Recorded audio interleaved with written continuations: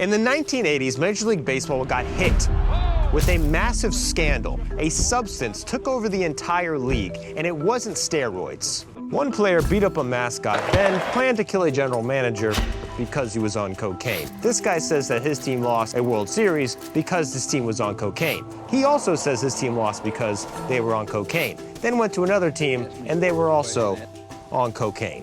One player says that 40% of the league was on cocaine, that he himself doesn't remember an entire year of his life because he was on cocaine. That year, he led the league in runs, on-base percentage, won a Silver Slugger, won a Gold Glove, and was an All-Star while on cocaine, then got traded because he was on cocaine, meaning that the 1986 Mets won a World Series because he was on cocaine. This guy became convinced that the commissioner of the league was plotting to murder him. Say no to drugs. Because he was on cocaine, and this guy smashed a TV because he thought there were snakes in it. Then all of this came to light due to a highly publicized trial that centered around the Pittsburgh Pirates mascot who was allegedly selling everybody cocaine. And since he once got silly stringed by a mascot at a San Jose Sharks game, we thought comedian Joey Avery would be the perfect person to talk to about this. Do you know who this is? I see that it's a penguin. That's a Pittsburgh Penguin with tits. Did you Photoshop the tits? I did that myself last night. Okay, I thought maybe it had tits, which fired me up. 2-foot-tall penguin hired by the team in the late 60s. They hired him to skate on the ice with a stick in between periods. Problem was, he was a warm weather penguin. Also, he didn't know how to ice skate. I was gonna ask. He didn't know how to ice skate. They just thought that a penguin would be able to do that? Well, they had a plan. They tried to teach the penguin how to ice skate. Fortunately, he was a warm weather penguin, so he never learned how to ice skate. But they did bring him on the ice a few times to entertain the fans in 1968. So after 7 games, he died. Oh, God. So what they did is they stuffed the penguin and they put him behind a glass so all the fans could see the penguin. Unfortunately, someone came in and they broke in and they stole the dead penguin. The taxidermied penguin? Yeah, they stuffed up the penguin, put it behind the glass so all the fans could see it. But That's someone insane. Died after 7 games. You know who this is?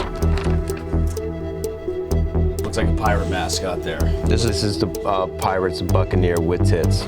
He lasted about half a season, got caught peeing in public. In the outfit, he whipped his dick out? We're not sure on that completely. Okay. But he did get a public urination, so they did have to fire him. Are you aware of who this is?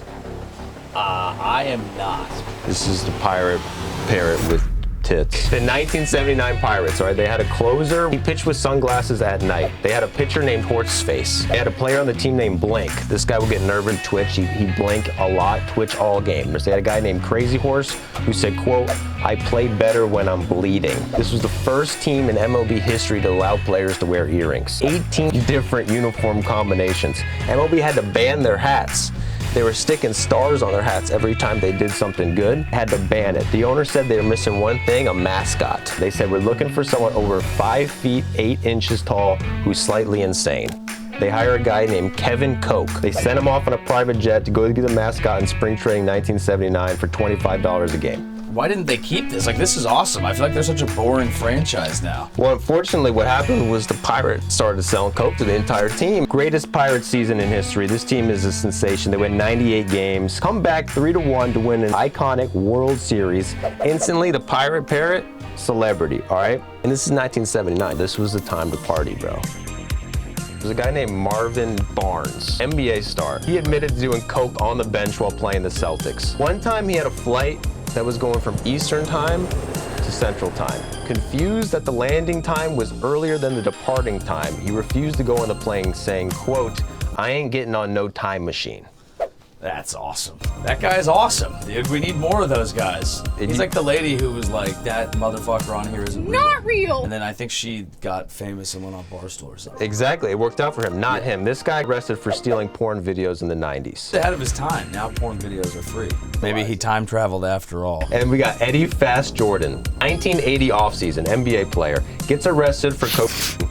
3 weeks later, he goes into rehab. Day after checking out of rehab, he gets arrested for stealing a car from a car dealership. Also, jumps off a second-story apartment balcony trying to escape 2 men who were shooting at him. Goes on to average 19 points a game, made the All-Star team. That's a good life. Say what you want about coke people. They are getting stuff done. They're gonna accomplish some side quests. Or being convicted of sexual battery of a minor, lewd and molestation of a minor, and trespassing during sexual assault. Well, that one's different. That was Eddie Fast Jordan. Ah, well, not fast enough. Who you just co-signed. Well, that's not what I... Kind of weird, but whatever. That's not what I was doing. 20% of NFL players in 1983 were hardcore drug users. Lawrence Taylor. Guy was on so many drugs, he got a guy to give him urine to pass a test, but he ended up failing the test because that guy was also on drugs. Yeah, dude, it was a different time. And then you got Mike Tyson, famously passed drug test using the Whizzinator. Yep, love a Whizzinator in this house. You like those? Yeah. I got one on me right now. Oh, good. You would? Yeah, let's swap pee.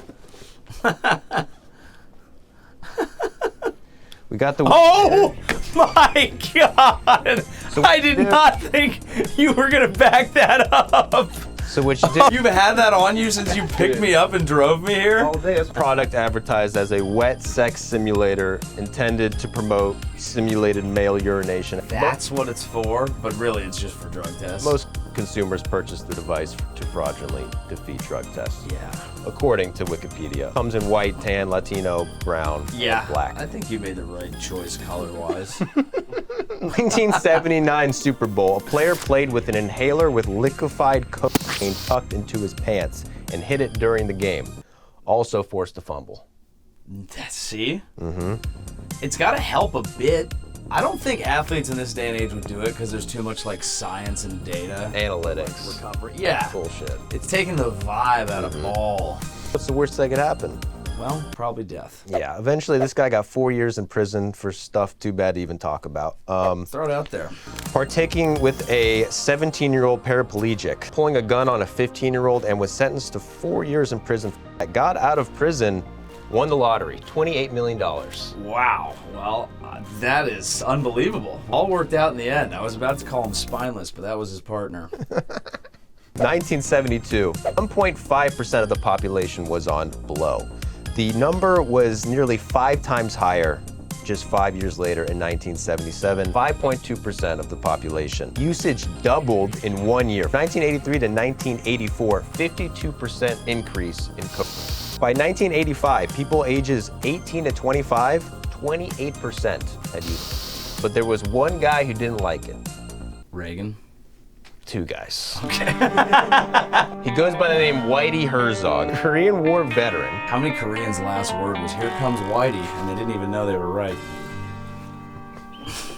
He once accused the mascot of the Brewers of stealing signs and relaying them to the batter from his house in the outfield. He threatened to kick the mascot's ass. Quote, "If he does that again tomorrow, I'm going to climb up there to his little god house and personally kick his ass." In the 1977 ALCS, he had a player show up late. This guy looked up.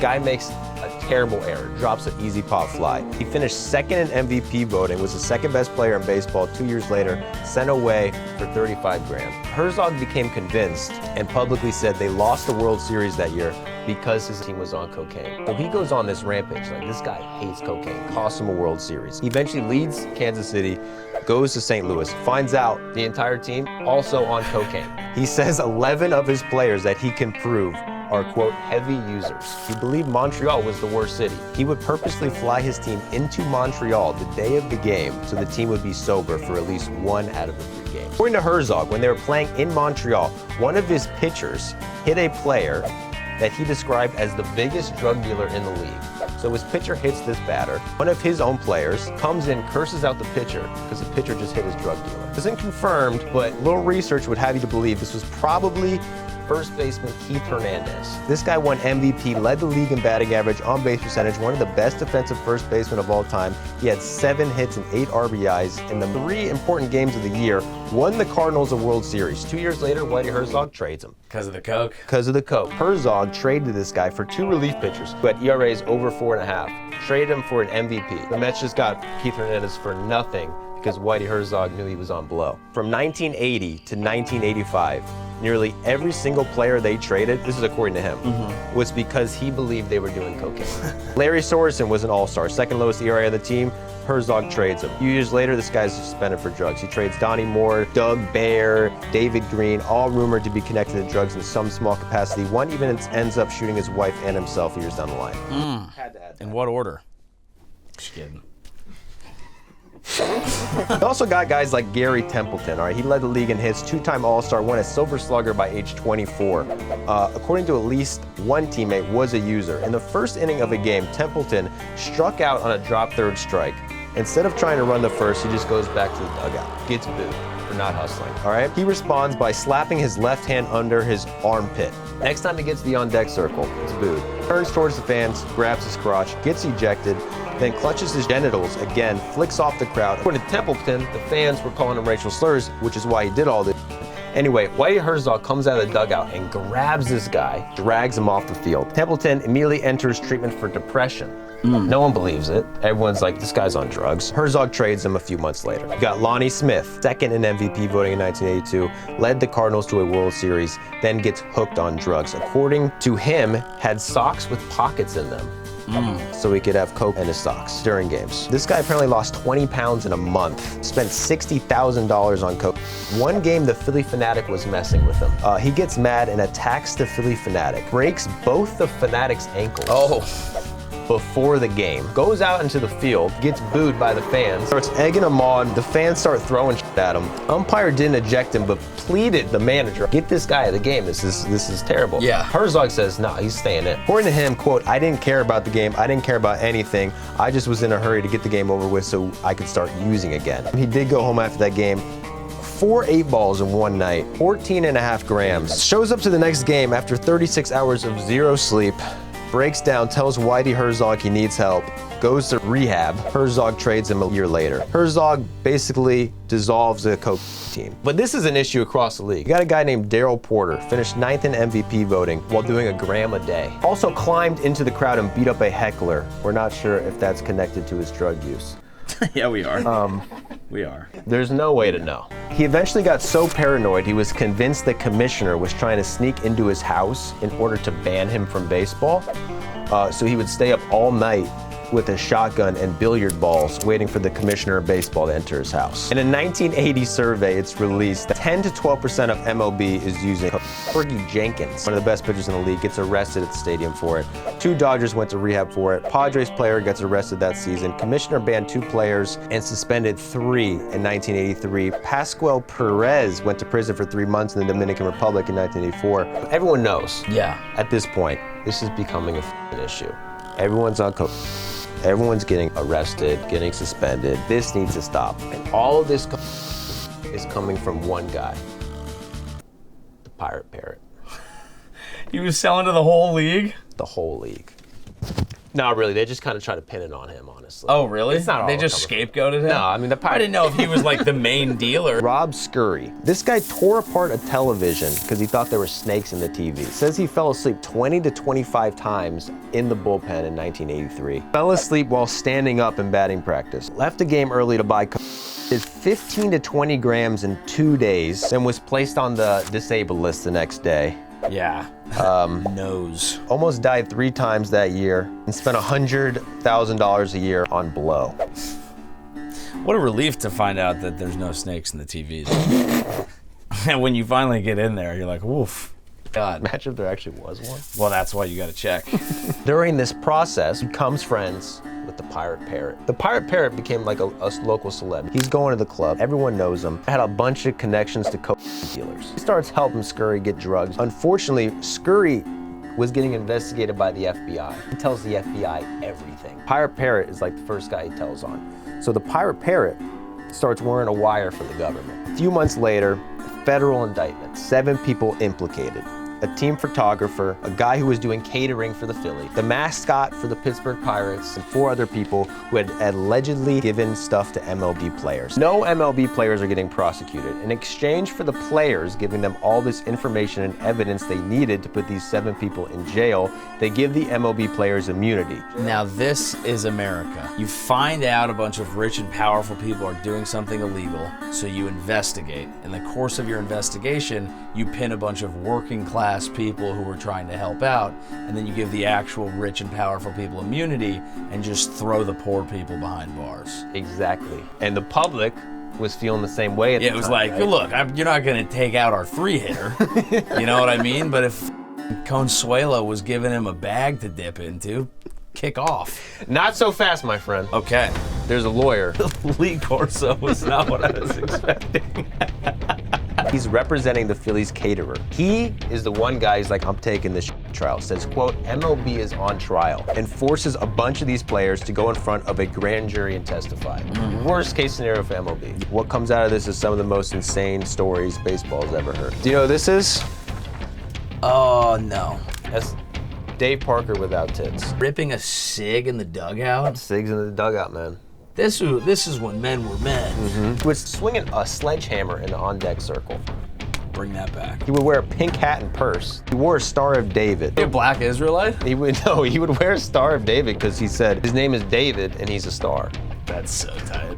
Famous shirt wore it. If you hear any noise, it's just me and the boys bopping. Yeah, that's that. I've seen that. Once ran over a catcher and broke his jaw. Instead of going on the injured list, he wore a hockey mask to the plate. Then he switched to a football helmet. Also addicted to. Yeah, I had no idea. If you didn't. The pink purse didn't give it away. Apparently the story with Parker was, he's on an airplane with his family, blatantly on drugs. This guy sees him, he can tell he's tweaking out. Gives him an envelope. So, he says, thanks, bro. If you hear that noise. Parker goes to the bathroom, starts bopping in the bathroom. Yeah. Best he's ever had. So he goes to this guy like, bro, you got more of that? 2 hour later, or whatever it was, with his family, he goes to this guy's apartment, then basically hires the guy, starts taking him on the road, gets him on the team plane, gets him in the clubhouse, and this guy just starts traveling with the Pittsburgh Pirates, selling Parker and the entire team coke. Second mascot. I mean, what a job. Yeah. To just be the team cook guy. To the point where you're traveling with the team. All right, it's discovered that the pirate parrot would bring drugs to the clubhouse to give to players. Was also high himself during the games. We also got a guy named Tim Raines. All-star 7 times in a row, led the league in steals 4 times, 2-time World Series winner, a Hall of Famer. He becomes so addicted, he starts falling asleep in the middle of games. He admits that he has vials of coke in his back pocket during each game and slides headfirst on purpose so he doesn't break them. Another Pirates player admits that he left the field in the middle of the game to buy cocaine. For some reason, Willie Mays comes up. Allegedly, he did drink red juice. It's an amphetamine drink. It was a red juice that was in his locker and he would sip before games. So Willie Mays has been retired for like 20 years at this point. It's just randomly thrown in the mix. Keith Hernandez goes on trial. He said he did so much blow in 1980, he doesn't remember the entire year. That's tough. It's a tough year.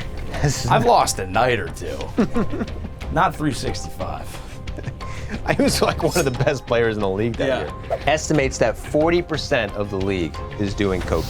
So this lawyer effectively exposes everybody. All the stories I told in this, even before that, all come from this one case. Exposes the entire league for being on drugs. Doesn't matter. Caterer gets 12 years. Oh. 12 years in prison. Rest of them plead guilty. The mascot wears a wire, gets no time. His friend that he snitched on, the team photographer, 12 years. Oh. Players get nothing. MLB suspends all of them, but agrees if they agree to be tested, do community service, and donate some of the money, they all get off scot-free with no suspension.